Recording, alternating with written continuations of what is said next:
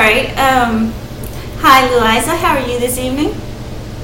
I'm fine. How are you? I'm good, thank you. I would ask that you just speak up a little bit to make sure that our sound quality is good. Okay. All right.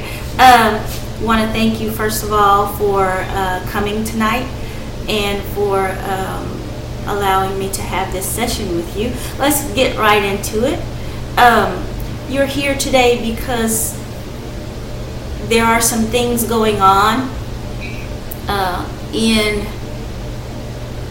the states, I suppose we should say, and some of them are hitting pretty close to home as far as racial relations and tension. But before we get on to that subject, I want to get a little bit of your background, if you will. Can you tell me a little bit about your religious affiliations and when you were growing up and how you transitioned to something else and the friends, I suppose I should say, and your relations that you had during that time period of your life?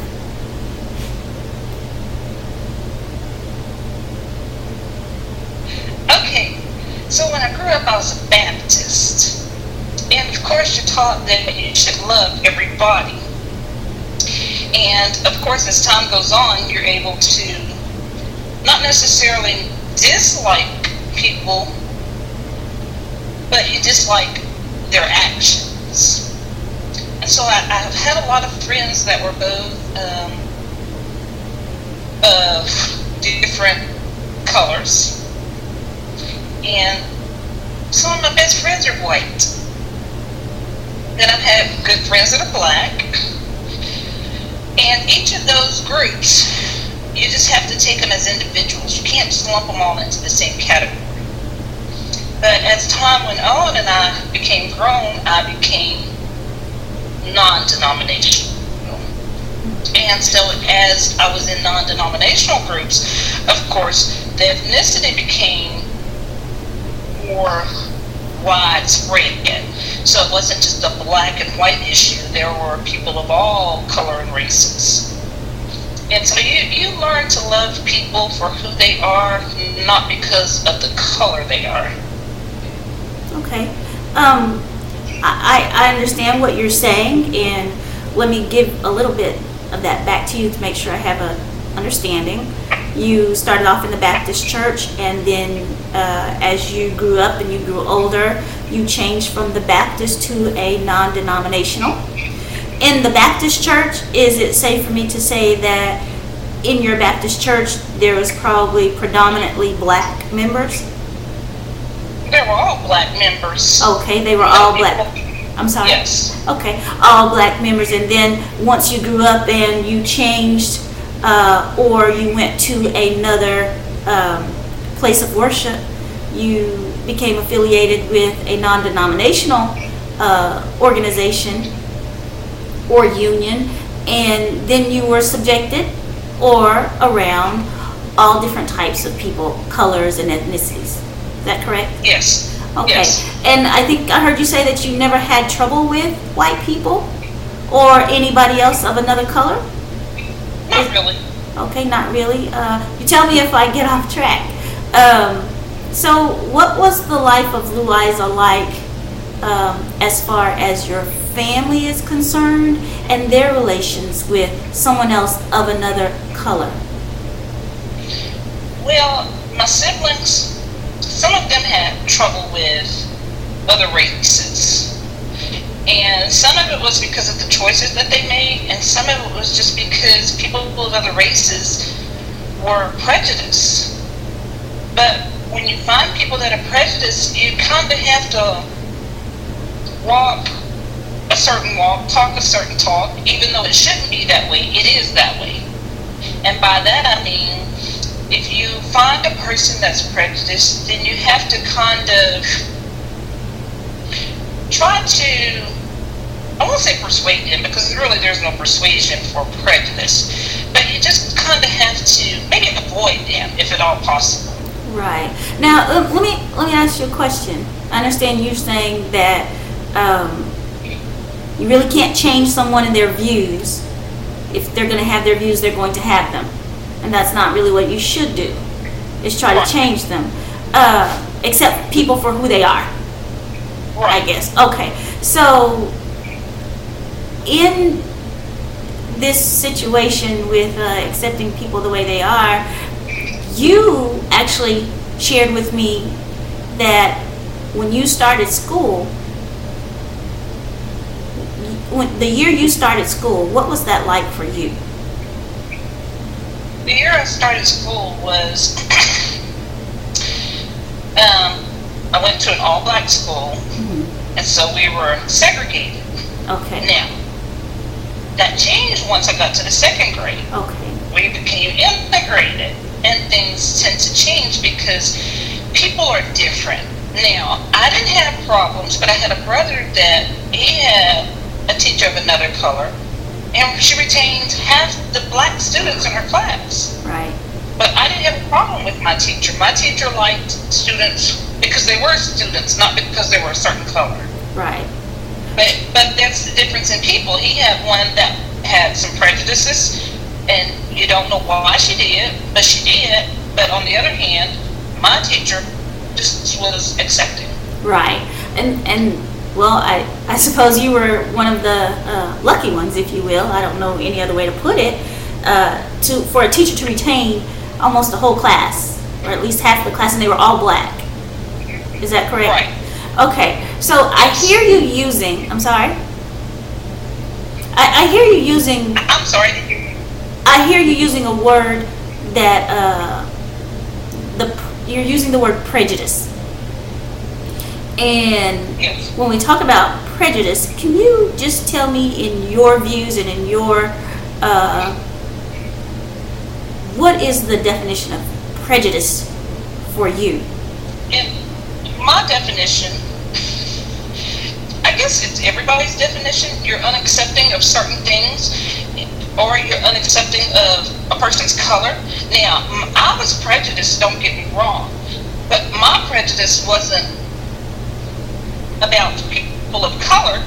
It was about people who were prejudiced because of color, if that makes sense. I didn't like people's attitudes that were just prejudiced just because, oh, they're not the same color.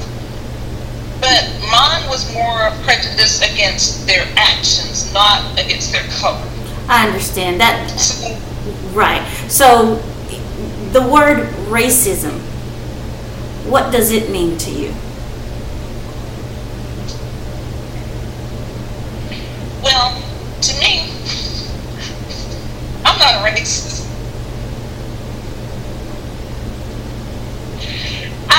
When I hear the word racist, I tend to see people that maybe they're name callers of certain ethnic groups, or their actions towards certain ethnic groups, and they're not positive things, they're always going to be negative things. Okay. Maybe in the name calling of different races just because that's what they've heard in the past, or that's just what they've come to accept, and they think that people of color or other groups should accept that, and it's very unacceptable. Okay. So is there a difference between being prejudiced and racism in Louisa's eyes? I think there is a difference, because to me, I think racism goes a lot deeper than prejudice. Prejudice is just something that you don't necessarily like about somebody, but the racism goes a lot deeper. It's like it's rooted. It's like you've been taught to be racist. You can be prejudiced, which is kind of, to me, like being biased. Right. But when you're racist, it's hurtful.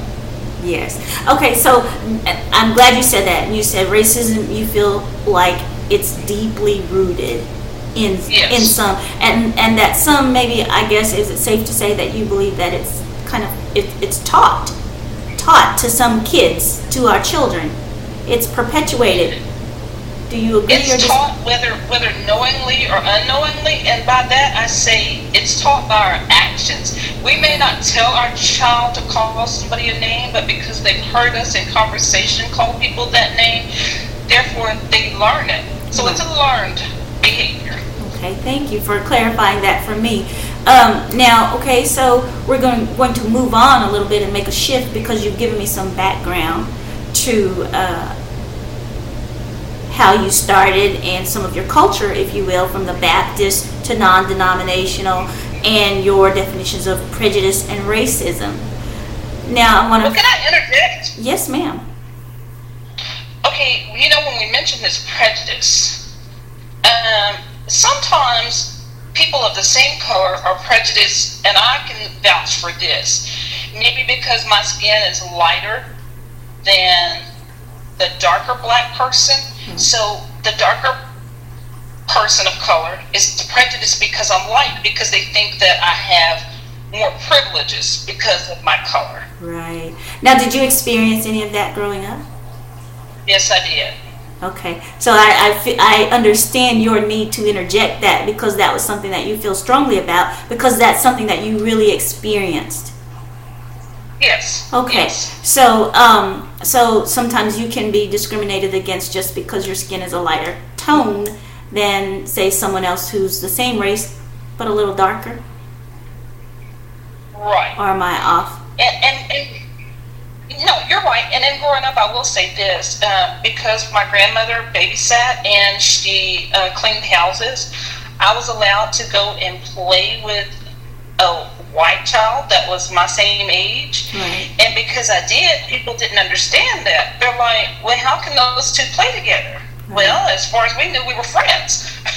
But other people didn't understand. I understand that. So it seems to me that you're saying that it didn't matter. Color didn't matter to you. You didn't see color lines.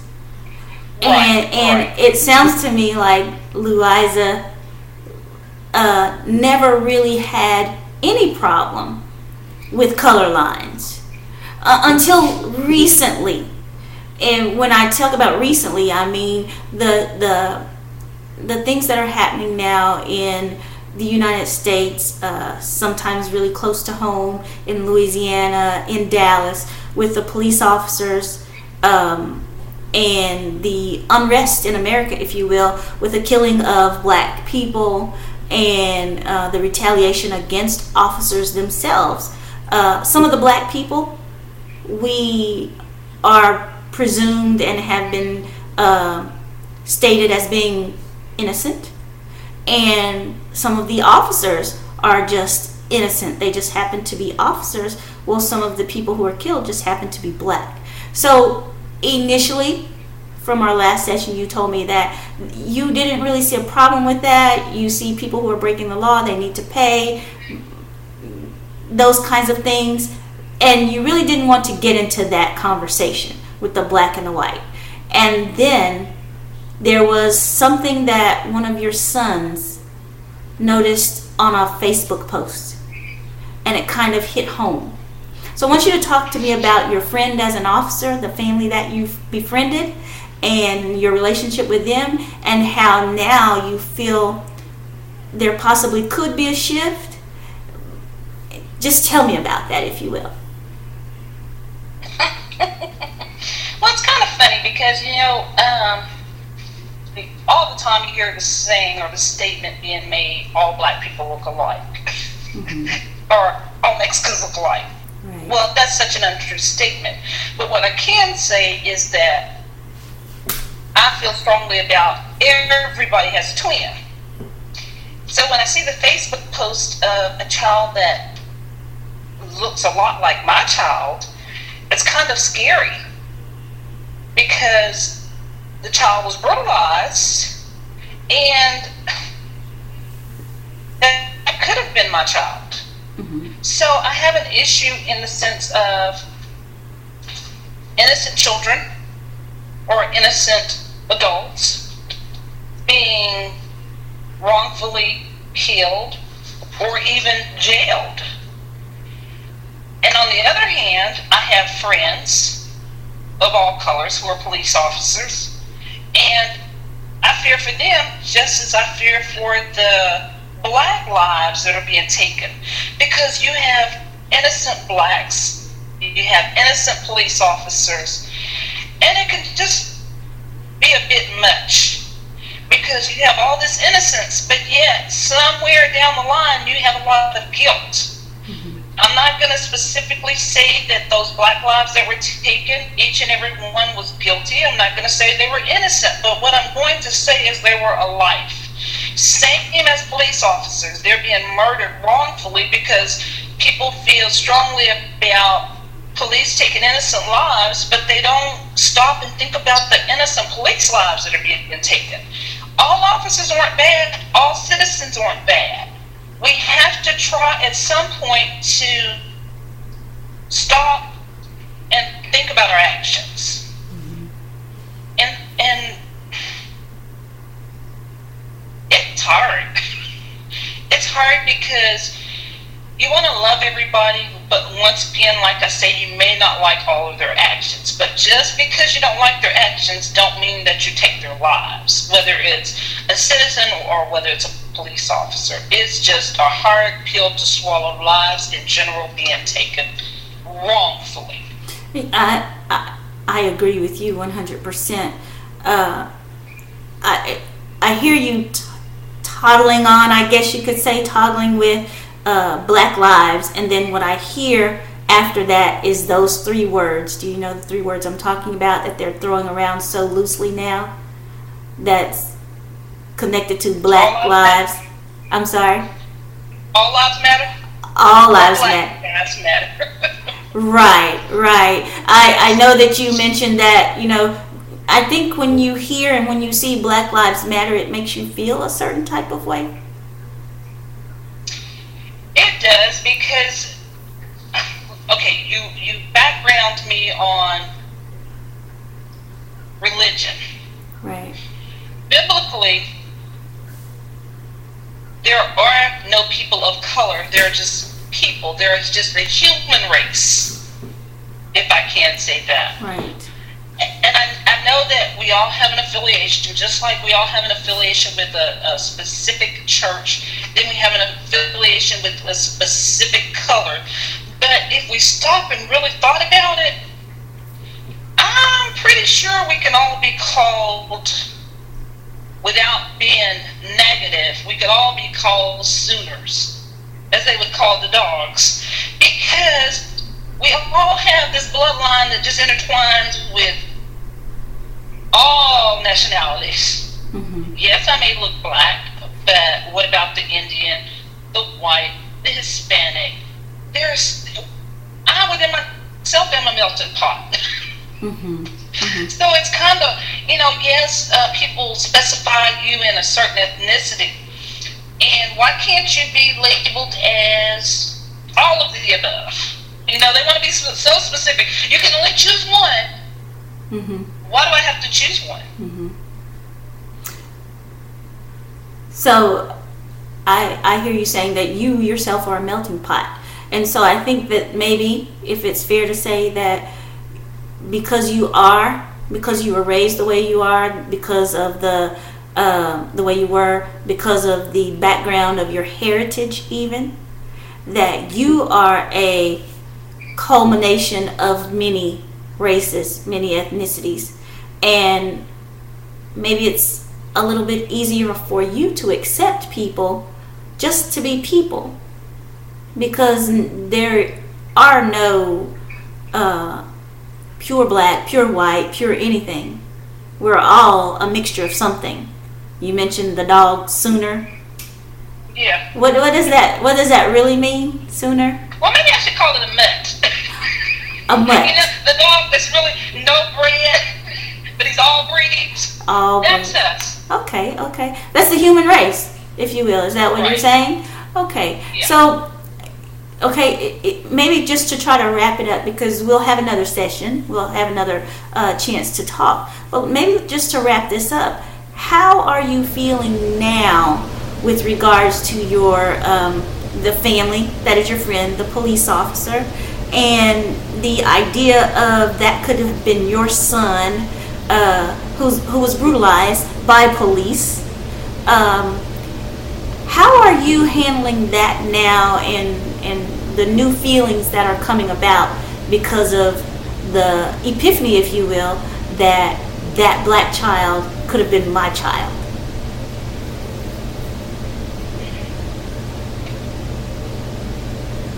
Well, I probably, like I said, I have other siblings, and my beliefs may not be as strong as theirs or mine. I could say I'm probably somewhere in the middle. I have those that are half on one side, half on the other side, half for, half against. And I would even tend to say that that's a pretty good fraction. But as far as I'm concerned, even though, yes, that could have been mine, my main concern is the prayer. You know, my prayer for the officers, my prayer for the innocent, whether it's the officer, whether it's the citizen. Even though, yes, that could have been mine, I'm thankful that it wasn't mine, but at the same time, I know that it was somebody's child. Mm-hmm. And that hurts, because why should that child have had to have gone through that for it to make a difference? It's kind of like there may be an intersection in your city that you know it's a problem every single day, but until the child or the family member of, let's say, TxDOT or officials in the city, until it actually touches their child's life, they don't change it. But they know it's been a problem forever. And that makes a difference. Right. But it shouldn't have to come to that for it to make a difference. It should have been changed the moment you realized there was a problem. Mm-hmm. And that's the way I feel about this situation. Why couldn't we just make some changes? Okay, I'll say this much. The cameras, the body cams, they don't do any good. Right. At the time they're turned off. What's the point? But the taxpayers are paying for these cameras that are only being used if that's what the officer wants. So they're not 100% either. And I'm not saying that anything is 100%, but what I am saying is that it shouldn't have to get to the point that it's got for things to change and for people to see that there needs to be a change. Well, and I agree with you wholeheartedly. Is it safe to say that before, and just tell me if I'm wrong, because I just really kind of want to, because you and I have talked about this. Is it safe to say that before you actually saw this Facebook post of this child that looked like your child, the uncanny resemblance to your child, did it not necessarily hit home with you? It didn't. Say it again. I'm sorry. It didn't. It didn't.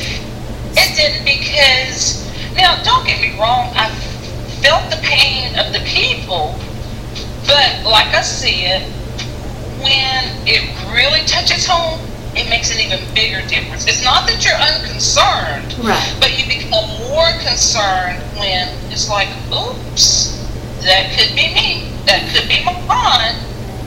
And I guess that's what I said about the officials and all of that, but at the same time, didn't mean that I didn't care. It just meant that it sharpened my awareness. Sharpened your awareness. I like that statement that you just used in that phrase.